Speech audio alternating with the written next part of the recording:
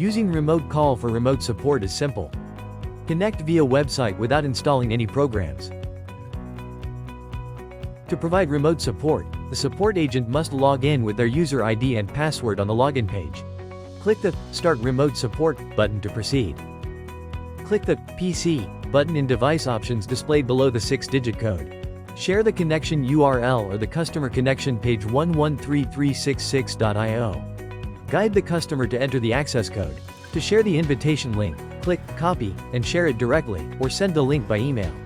The customer enters the code and runs the downloaded file to connect. When connected to a session, the support agent's screen switches to display the customer's screen.